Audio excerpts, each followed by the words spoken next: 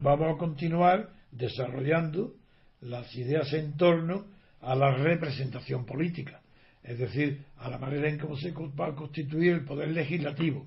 Pero nos faltan muchos temas por realizar, entre ellos unos de carácter teórico y otros de carácter práctico. Y es cómo es posible, por qué, lo que voy a luego explicar es por qué puede ser admisible o lícito que una mónada civil, un distrito, una unidad, pueda ella misma tener poder, que no sea el Estado el que delegue ni le dé el poder que pueda hacer elecciones, sino que ella misma, sin que necesidad del Estado, pueda organizar elecciones, porque si no estaríamos en un círculo vicioso.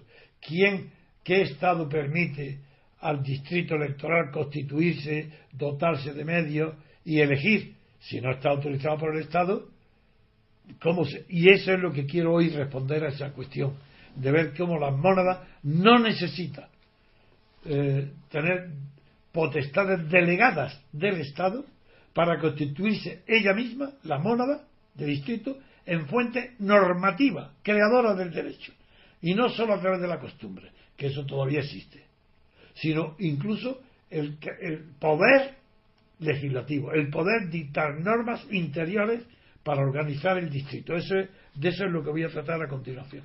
Voy a leer, don Antonio, si usted está de acuerdo, un par de párrafos de su libro Teoría Pura de la República, para que usted los comente con más detalle.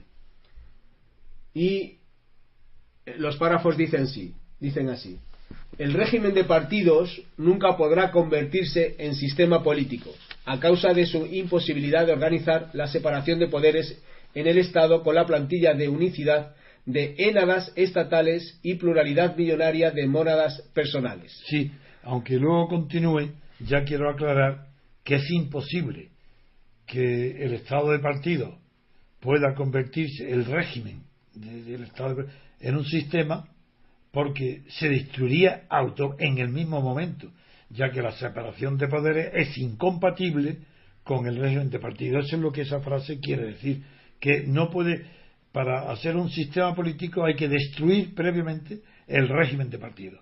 Del régimen de partidos por vía de reforma, como pretenden Podemos, por ejemplo, eso es imposible, porque implica la propia destrucción del régimen de partido. Es una utopía, una quimera pretender reformar un régimen para convertirlo en un sistema. No, podrá reformarse, pero lo que sale continúa siendo un régimen, nunca un sistema político. Y lo que sale nunca podrá tener libertades autónomas, sino que siempre serán un Estado que está organizado y dirigido por partidos estatales, sean estos los actuales o sean los nuevos, da lo mismo. Lo que nunca podrá por vía de reforma es llegar a ser un sistema político donde tengan derechos per se adquiridos sin necesidad de concesiones tanto la sociedad, que sería la libertad colectiva, como los individuos, que son la garantía de las libertades personales. Porque lo importante en los individuos no es que tengan libertades personales, es que estén garantizadas, que no dependan del poder que las tengan y se las quiten, que son los que se llaman libertades otorgadas. Y lo que hoy en España son derechos individuales y libertades otorgadas, porque no hay constitución, lo que hay es una carta otorgada. Bien, esto es lo que quiero decir. Bien, pues le sigo leyendo. Sí. Dice: la unidad es tan consustancial a la naturaleza del Estado como la pluralidad a la de la sociedad. Muy bien. Las palabras griegas énada... Perdona, cuando digo muy bien, perdonad, me estoy alabando a mí mismo. Pues es verdad, me gusta lo que dice eso. Dice: las palabras griegas énada y mónada eran sinónimas. Expresaban la unidad de lo que es uno, la unicidad. Pero luego se dio distinto significado a las énadas del Olimpo para dar unidad teológica al politeísmo. Sí, esto fue sobre todo muy conocido a través de la filosofía de Giordano Bruno, que era una utopía, pero él se propuso, o Giordano Bruno concibió nada menos, nadie ha habido más ambicioso intelectualmente que Giordano Bruno en toda la historia de la humanidad, porque se propuso nada menos que reformar el Olimpo, el reino de los dioses, quiso reformarlo. Y por ahí el concepto de mónada lo tuvo que transformar que era una palabra griega, como acabas de leer tú. Ahora se lo voy a leer, porque ahora le voy a leer exactamente lo que es mónada. Eso. Pues esa palabra griega, en su origen, significa lo mismo que énada. Mónada y énica, tú dirás luego lo que es la definición de mónada, pero significa lo mismo. Pero en Giordano Bruno, al tratar de las mónadas, que son los dioses del Olimpo, ya le llaman, son énadas, porque son las mónadas malas, porque claro, no son ejemplos por eso quiere la reforma del Olimpo, porque los apetitos, la sexualidad, la venganza y la ira de Zeus y los celos de Hera, esos apetitos desordenados no podían ser la base de ordenación del mundo. Por eso emplea la palabra énada en lugar de mónada. Continúa leyendo. Sí, entonces le digo, leo, mónada es una palabra griega, monás, monados, que quiere decir unidad componente de la realidad. Son sustancias indivisibles. No pueden aparecer por suma de agregados, solo por creación. Y no pueden desaparecer por disolución, solo por aniquilación. Claro, porque las mónadas de Leibniz, que ya es otra cosa. La construcción de Leibniz ya es mucho más seria y tiene más fundamentos que la de Giordano Bruno, que las énadas. Y en Leibniz las mónadas no tienen ventana al exterior, son incomunicables entre sí. Cuando se dice que no tienen ventana al exterior es que no se sabe lo que hay dentro. Pero para comunicarse una mónada con otra, solamente puede hacerse a través de Dios, porque ahí sí se pueden comunicar, porque es en Dios donde se produce la armonía preestablecida en ella. Si hay armonía en el universo, es porque está preestablecida dentro de cada mónada, que se comunican a través de Dios. Y esto Leibniz lo desarrolla para explicar por qué el mundo, en realidad toda esta teoría está explicada en la Teodicea de Leibniz a propósito del terremoto de Lisboa del año 1700. Esto conmocionó de tal modo a la humanidad de aquella época, que coincide con la Ilustración enseguida, que se preguntaba, los mejores cerebros se preguntaban cómo es posible que Dios tolere este desastre tan grande, un terremoto que destruyó la ciudad de Lisboa.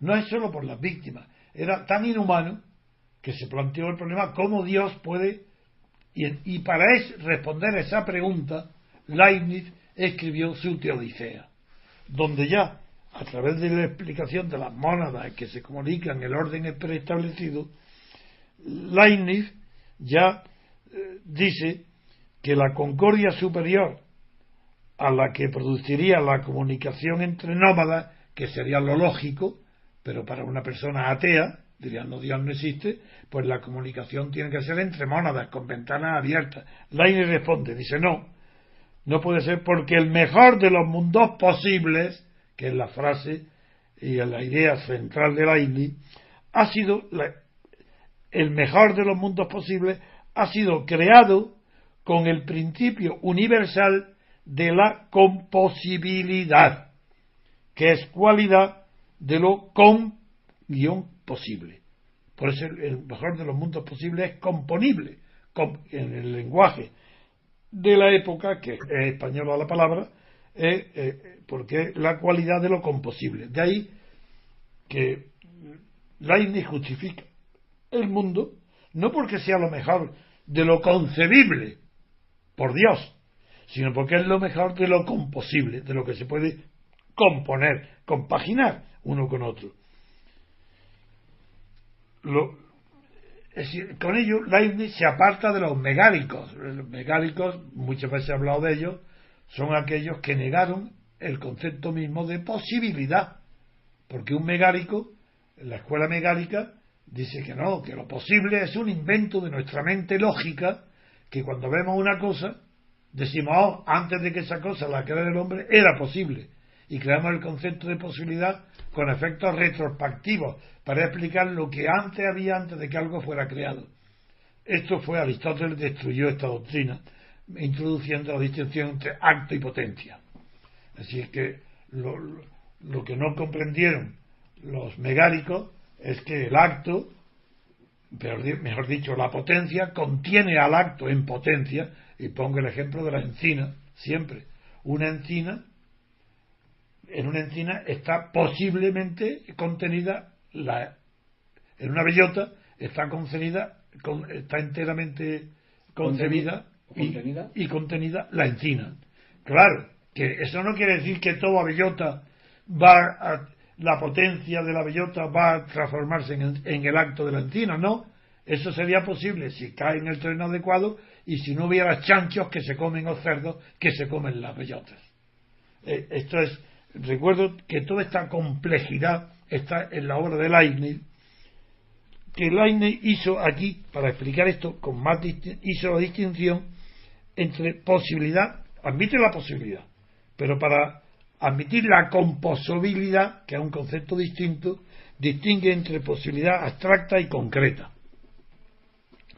según la naturaleza, que sea incomposible o composible, y le llama abstracto solamente lo que es incomposible. Por ejemplo, un centauro es una posibilidad abstracta que es incomposible de caballo y hombre.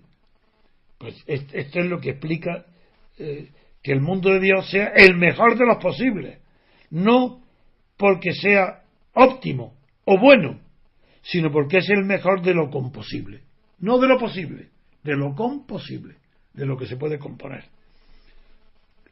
Esta explicación previa se necesita para comprender lo que es la mónada, porque la mónada es la base de partida para la explicación teológica del mundo por Leibniz, y que Leibniz introdujo el término mónada en una carta de 13 de marzo de 1696, antes de hacer compatible la idea de individualidad con la de continuidad y el vínculo sustancial, y unir las mónadas por un vínculo sustancial ya lo hace Leibniz mucho más adelante, en 1714, que es su obra Monadología. La mónada es una sustancia simple, sin parte, que entra en los compuestos. En todos los compuestos tienen esa parte de composición de mónada simple. A diferencia de los átomos, las mónadas no poseen carácter material y gozan de independencia mutua, pues las interacciones entre ellas solo son aparentes, ya que están predeterminadas. Esa es la teoría, pues mediante unas instrucciones en su nacimiento puestas por Dios, claro, que es la armonía preestablecida entre mónadas. Estas instrucciones divinas de la mónada de Dios pueden entenderse como análogas al átomo o al código genético. Hoy que tienen unas instrucciones, es fácil de comprender. En un código genético está contenida la vida futura. Pues eso, así concibe más o menos aproximadamente Leibniz la vida de la mónada creada por Dios. Cada mónada es para Leibniz un pequeño espejo del universo. Las mónadas son necesariamente pequeñas y de ahí que coge el nombre. De ahí también saco yo la idea de que la unidad política de poder, el distrito electoral, es necesariamente pequeño. Si no, no sería posible componer un Estado, componer un sistema político y no simplemente un régimen de poder. Para ello tienen que ser las mónadas electorales, tienen que ser necesariamente pequeñas. En fin, hay una cosa curiosa que, aunque es muy culta, pero no me resisto a nombrarla, que tres grandes genios, coinciden en el tiempo. No solo Leibniz, Spinoza y Locke, sino que entre ellos se establecen correspondencias y conocimientos en los que Leibniz quedó anticuado, porque al aceptar el dualismo cartesiano contra el monismo de Spinoza, que es materialista, pues quedó fuera del progreso. En cambio, mucho más suerte que ellos tuvo Locke, el filósofo inglés, que tuvo mucha delicadeza para cuando publicó los nuevos ensayos sobre el entendimiento humano, para no rebatir los argumentos de Leibniz, porque este ya no podía responderle. Es decir, tres genios tan cercanos en el mundo temporal como Leibniz, Spinoza, Locke, interpretaron el mundo de una manera tan lejana en el mundo que concebían. El de mayor amplitud de intereses culturales y de inspiración científica, que sin duda ninguna fue Leibniz, aún siguió apegado a la escolástica y quedó fuera del mundo moderno, de la influencia moderna.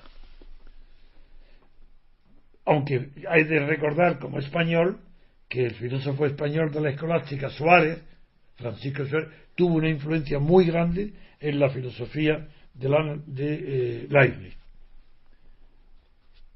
Pues le voy a leer.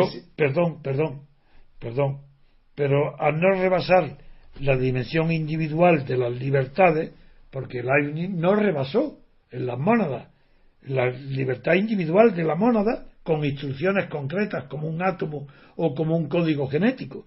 Pues al quedarse limitado a esa dimensión individual de la mónada, Leibniz desconoció la libertad política colectiva. De esa manera quedó fuera del pensamiento moderno. Y aunque es verdad que luego el Wolff metió la filosofía de Leibniz en Kant, justamente con la monadología física de lo indivisible, sin embargo, fue Spinoza el que, a través de las influencias tan grandes que tuvo en sus cartas a Moisés Mendelssohn, en Goethe, Hegel y Marx, sí pasó al mundo materialista de la modernidad, pero sobre todo en el mundo político es Locke quien lleva la palma, porque Locke sí que tiene una postura que es el motivo de mi intervención ahora de estas palabras para comentar los párrafos que ha leído Baldo.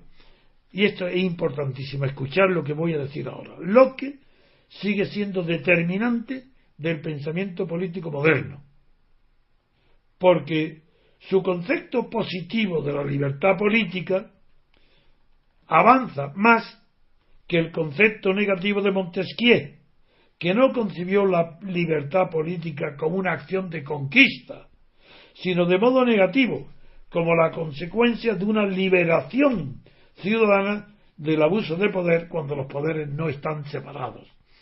Es decir, el equilibrio de poder, que es lo que pide Burke, no implica que la libertad política sea positiva. Lo que implica es que nadie abuse de la que hay.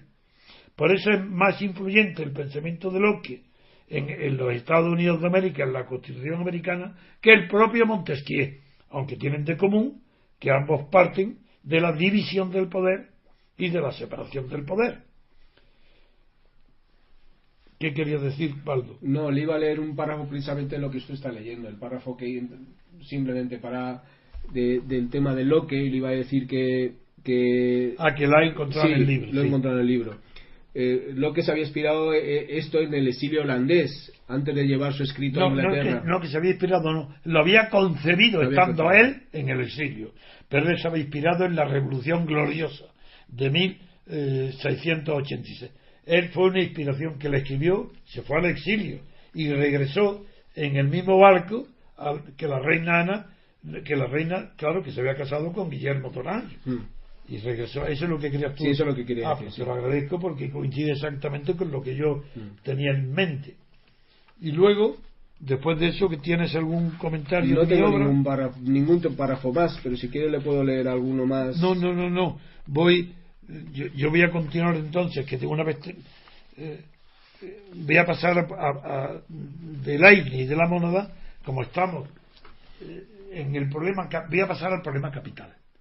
El problema capital es cómo es posible que yo parta mi creencia de que he fundado la ciencia política en una unidad indivisible si considero que la mónada política es el distrito electoral y ese distrito electoral le doy unas facultades tan grandes de poder que no tiene ni siquiera el Estado. ¿Cómo es posible eso?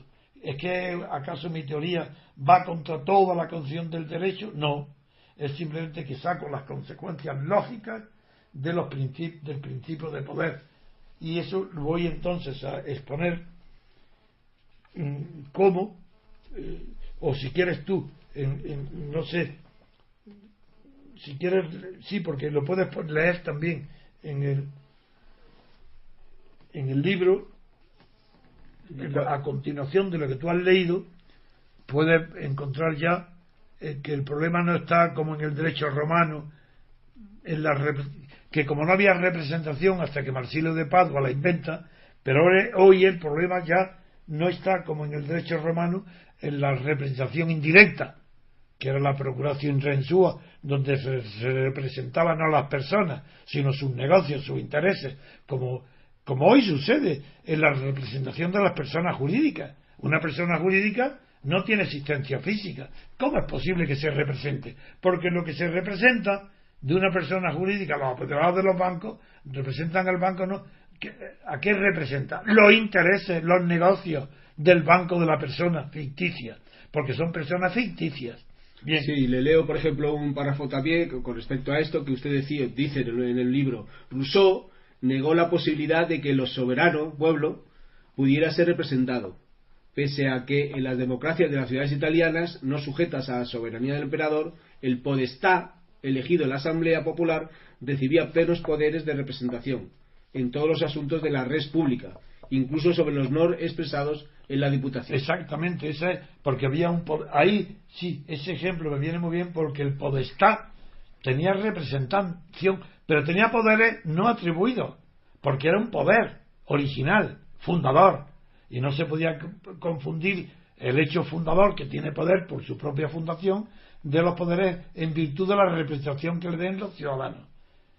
En el derecho privado hay autonomía de la voluntad en la creación de relaciones obligacionales entre sujetos particulares, pero siempre respecto de un objeto negociable, bien sea estando ellos presentes o representados, las personas. Esa es la base de la doctrina personalista de Renouvier. Sí, también, por ejemplo, comenta usted también, dice, el problema no está ya, como en el derecho romano, en la representación indirecta de mónadas personales. Esa es. Problema que, obiter dicta, lo resolvió el derecho germánico con la concepción espiritual de la persona, que permitió la representación. Ahora está en la posibilidad de representación política de las mónadas de formación colectiva unitaria, que no son sociedades voluntarias, sino comunidades involuntarias y espontáneas como las comarcales, regionales o nacionales. Es decir, ¿cómo se explica, o cómo explico yo, que unas sociedades que no son voluntarias puedan tener esas facultades de designar representantes, como las comunidades de vecinos, los distritos comarcales, regionales o incluso el nacional? Porque son abstracciones intelectuales. No existe, no vemos. Los vecinos sabemos los que viven en una vecindad, pero si hablamos de un pueblo determinado, de Lorca, eso es una abstracción. Si lo describimos cada uno, es una abstracción. Pues bien, es que estas entidades colectivas que son simbolizadas pero no representadas es lo que da razón, puede explicar por qué Rousseau negaba al pueblo, que es una abstracción, que fuera representable. ¿Por qué decía que el pueblo no puede ser representado? Claro, porque el pueblo es una abstracción, no es Pedro y Juan y Mengano, es el pueblo, eso no puede ser representado. Y la prueba, también tiene razón Rousseau cuando dice que si el pueblo entero en masa está presente en una manifestación popular, acaba la representación. Ahí no puede haber representación porque el pueblo está presente, claro. Lo que Rousseau no tuvo en cuenta es que las entidades colectivas pueden ser no solo simbolizadas, sino representadas, como hoy una sociedad anónima. Eso no lo tuvo en cuenta Rousseau. Y por eso él estuvo obligado a admitir para Polonia en sus consejos a los polacos que admitieran la representación de diputados. Sí, dice usted también, dice, la monadología política aparece como necesidad de los hechos naturales, dados nativamente o por vivencia continuada, que requieren ser representados como reales entidades sociales de la convivencia política. Exacto, correcto. Eso es me encanta porque claro, es más fácil resumir en un libro que hablado. Pero continúo ese pensamiento con unas reflexiones que son poéticas, pero que son verdad. La territorialidad, ¿qué es eso? El apego del humano a los horizontes que meten en su mente el mundo de la infancia, de la natura, la belleza y lo primeramente admirado por los sentidos. Eso es lo primero que recordamos, y no es exigencia exclusiva de la natividad, ni tampoco una apetencia de permanecer en el lugar que nos ata al nacimiento o a la alegría de los juegos infantiles. Los sensacionales hallazgos de las verdades escolares también nos atraen. La primera vez que descubrimos que 2 y 2 son 4, nos atrae ese lugar, como nos atrae todas las vivencias de la infancia y las emociones de los primeros amores. La movilidad de las profesiones y de las ambiciones busca nuevos sitios. Se tiene que ir. Ahí en Europa, la doctrina Schengen de la movilidad, de la libertad de movimiento. ¿Para qué? Pues para encontrar más ocasiones, más novedades, para encontrar en esos nuevos sitios mejores oportunidades para el desarrollo de la vida propia. El hábito crea sentimientos menos volcánicos, pero más constantes. La vejez no vuelve a la infancia como se cree. Cuando deja de pensar, el viejo regresa al rincón doméstico donde creció el saber y el consuelo, a la chimenea, al hogar. A los espíritus aventureros no los abandona la nostalgia de su tierra. Si usted cita al famoso Rainer Maria Rilke, sí, señor, que lo expresó con una sencilla elegancia en su carta milanesa de 22 de enero de 1923, y decía: nacemos provisionalmente en alguna parte, y es poco a poco que componemos... Y poco a poco... Y es poco a poco... No. Y es poco a poco... ¿Dónde lo dice eso? Yo estoy leyendo... No. Es poco a poco que componemos dentro de nosotros el lugar de nuestro origen para nacer allí después, y cada día más definitivamente. Es verdad que los recuerdos, la vivencia de los recuerdos, la nostalgia de los recuerdos, nos hace vivir con una intensidad mayor los sitios donde no nacimos. Y cada día, según el pensamiento original de Rilke, nacemos cada día más definitivamente, en virtud de la realización de nuestras alegrías infantiles o tristezas.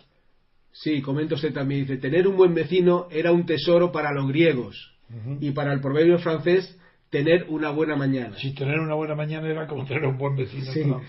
Dice: la brutal idea de mónadas artificiales fue el contrasentido que condujo a las monstruosidades del nacionalismo y del comunismo de Estado, donde los símbolos se tomaron por representaciones y las ideas por dominaciones. Las clases sociales, sean campesinas, burguesas o proletarias, no son mónadas representables. La unidad de cada mónada política viene impuesta por el hecho natural y unitario que la transforma en derecho consuetudinario. Sí, es lo que empecé diciendo, que la comunidad vecinal es anterior al Estado. Este es el tema. ¿Yo en qué me he basado? Para descubrir en el distrito electoral la base de la ciencia política. Pues simplemente en que la comunidad la vecinal es anterior al Estado. Los derechos a su representación política no pueden venir de concesiones o delegaciones del Estado, que no existía. Nada importa a estos efectos que el derecho positivo haya abolido las costumbres municipales, contraleguen o sin eleguen. La comunidad local constituyente de la mónada vecinal sigue estando legitimada únicamente por el hecho, dado por nacimiento o vivencia continuada, de vivir unitaria y plenamente el asunto común de lo republicano, inmediatamente vivido y experimentado. Y se pregunta usted también, ¿tienen los vecinos el derecho de elegir a su ayuntamiento porque el Estado se lo otorga o porque le es propio como derecho expandido a lo humano por la naturaleza? No, el acento está bien, para que se entienda bien el acento, porque el Estado se lo otorga o porque le es propio como derecho expandido a lo humano por la propia naturaleza, como los animales. ¿De dónde proviene ese supuesto derecho natural? Por eso es natural. ¿De dónde proviene? ¿Del ordenamiento jurídico del Estado? Imposible. Si no existía el Estado y este sentimiento común ya existía en las comunidades. ¿Proviene de la condición vecinal de su agrupación en mónada, pequeña, espontánea y republicana? Por supuesto que sí. La noción de la autonomía municipal es la misma que tuvo la autonomía nacional cuando se suprimió en la Revolución Francesa la monarquía. Ya no se sabía lo que era, no se empleaba ni la palabra república ni monarquía, no se empleaba ni siquiera la palabra gobierno, se empleó la expresión gouvernement, gobernación, lo que hoy se dice por gobernanza, para poder rellenar el vacío mental que produjo la muerte de Luis XVI. Esa es la realidad, porque una vez constituido el Estado, las asociaciones y agrupaciones inferiores nacen ya bajo el imperio del orden jurídico estatal, pero antes, eso es lo que yo he resuelto, antes no nacen en virtud de una delegación, tienen existencia per se propia, como pasó en las colonias inglesas de la independencia de Norteamérica, que se organizaron las comunidades sin que el Estado, que no existía, lo autorizara, ni tampoco le utilizaba esos derechos la metrópoli inglesa, que le negó la igualdad con los ciudadanos. Y sin embargo, aquellos colonos organizaron jurídicamente su distrito comunal. Y el poder de representación que tiene en ese distrito lo daba ya el hecho de que fuera un poder autónomo. Antes de ser representativo, era poder en las comunidades, en los colonos de Norteamérica. Y este es lo que yo he querido explicar a fondo cuando he aplicado la idea monádica, la idea de mónada, al distrito electoral. Porque no es el Estado el que le da la autorización a la agrupación vecinal para que se organice. Ni tampoco sería una especie de derecho natural, pero no expreso, ni siquiera impreso como la moral, porque la moral puede estar impresa, pero el derecho que tienen los vecinos a organizar de tal manera su comunidad que otorguen la representación de una idea abstracta, que es la comunidad de vecinos, pero menos abstracta que la de pueblo, porque es una abstracción de primer grado, son los vecinos los que se ven y se tocan, es mucho menos abstracta que pueblo. El pueblo en general no puede ser representado, pero sí particularmente a través de entidades menores. Por eso la morda como unidad pequeña, necesariamente ha de ser pequeño, y el distrito electoral necesariamente ha de ser pequeño. Y es lo que estoy explicando, la naturaleza monádica de los distritos electorales, que antes del Estado, sin el Estado y sin tener derecho otorgado, tienen poder para dar representantes. Y es sus representantes reunidos en asamblea, en el centro, los que constituyen la Asamblea Nacional que representa a la nación. Y ahí cada uno representa lo que él tiene de auténtico, que es la mónada vecinal. El de Lorca sigue representando los intereses de Lorca. Y lo que es absurdo es lo que le pasó a Burke y a Sieyes, que prohibieron, una vez elegido el diputado, le prohíben que represente a los intereses de su comarca. No, ya tienen que representar los intereses de la nación o del Estado. Pero si están elegidos para representar los intereses de su comarca en virtud de un lazo contractual fuertísimo, con mandato imperativo. Ya dije el otro día que ese mandato imperativo lo rompió Sieyes por necesidad de abordar cuestiones que no sabían los mandatarios, los mandantes no las conocían, que era la reforma del Estado. Eso no se lo habían ni propuesto. Pero claro, si es por estado de necesidad que se suprime el mandato imperativo, la doctrina del estado de necesidad obliga a reponer el estado imperativo cuando el estado de necesidad desaparece. Y eso es mi teoría, por tanto, de la mónada electoral, está en la tradición filosófica de los grandes filósofos que utilizaron la idea monádica, no solo Giordano Bruno, que era un utópico, sino sobre todo a partir de Leibniz, que pasó luego ya, claro, a través de Leibniz, Suárez a Kant, y modernamente en la filosofía de Renouvier, la he recordado, donde entre una de las ideas fuertes que sostienen hoy el pensamiento moderno, una de ellas puede ser la representación monádica. Y eso, por eso yo estoy a la altura de lo más moderno cuando recupero para la política la noción de mónada de distrito, de mónada electoral, porque es la base sobre la cual se constituyó luego una agrupación tan involuntaria como la vecinal, que es el Estado. El Estado es involuntario, no hay un grupo que voluntariamente cree el Estado. Eso es una manera de simplificar la historia. El Estado va naciendo poco a poco por una acumulación involuntaria de funciones de personas heterogéneas, de grupos dispares, y termina formándose ya un Estado cuando se convierte en personalidad jurídica de la nación. Entonces, cuando aparece el Estado. Y con esto termino por hoy.